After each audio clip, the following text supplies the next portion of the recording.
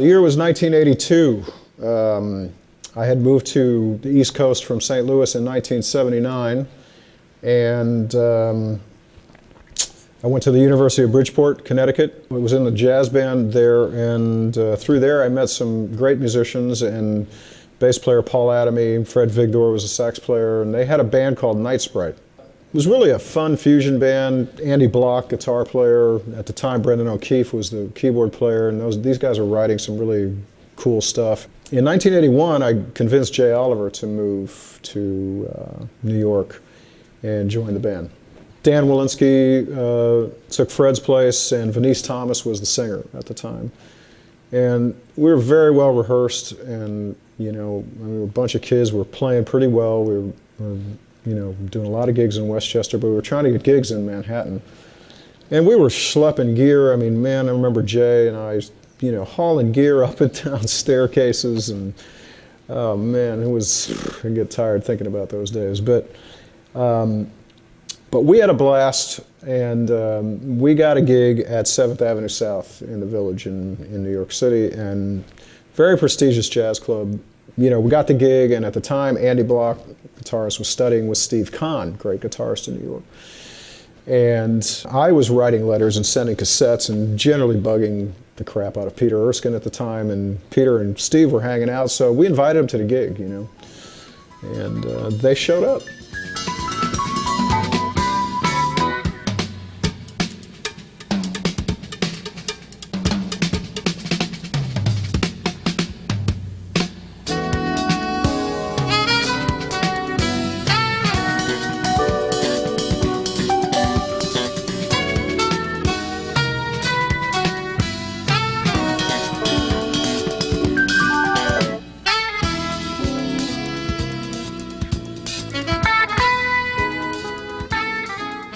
I just remember it like it was yesterday. We were on fire. The band was just great, and we had a good night. And I don't know how it came about. I don't remember. But Peter recommended me from that gig. He recommended me for a gig that he didn't want to do in town, or couldn't do, with a band called French Toast, Peter Gordon's band at the time. Killer band. Lew Soloff was playing trumpet, and Michelle Camillo was playing piano, and Sammy Figueroa percussion. But most importantly for me, the one that I knew more than any of them was Anthony Jackson. He was playing bass, and I was just like, oh man, geez, to get a chance to play with Anthony, how cool is that? And went and saw the band one time live with Steve Ferrone playing. It was killing, and I was so excited. I was so nervous, and I remember the rehearsal was like, not too soon, not too far in the future after that gig that I saw, and I went. And they had given me charts, and I recorded the gig, I think, and I was shedding it, and I showed up to the rehearsal, and there was new music, and Michel had all this stuff that he was writing, Caribbean stuff, and this was basically the precursor to the Michel Camillo band. And I didn't know what to play. There was all these rhythms, that I wasn't hip to, and Michel's from Santo Domingo. He's a percussionist first, and knew all the rhythms, and wrote a lot of stuff out for me, and I went home, after the rehearsal, which went okay. They knew I could play time, and it was, on a crappy set of drums, and it was a rehearsal studio in New York. So I went home and shed the music for however long I had, a week, I don't remember what it was, and came to the gig. And I remember I showed up with my monitor speaker, my mixer, my mics, everybody's looking at me like I was crazy, and Anthony, except Anthony, he wasn't looking at me like I was crazy, but he was wondering what was going on, because he showed up with a Serwin Vega, PA cabinet for his bass rig. And I think he still does that. But anyway, we proceeded to have a great gig. I was prepared. I had come with some new grooves and concepts of playing the music, and I had practiced my butt off to get this gig prepared. And it went great. It went great. Anthony was actually yelling and screaming. He was having so much fun. It was like a kid. It was really, really funny. And I was like, Anthony, chill, man.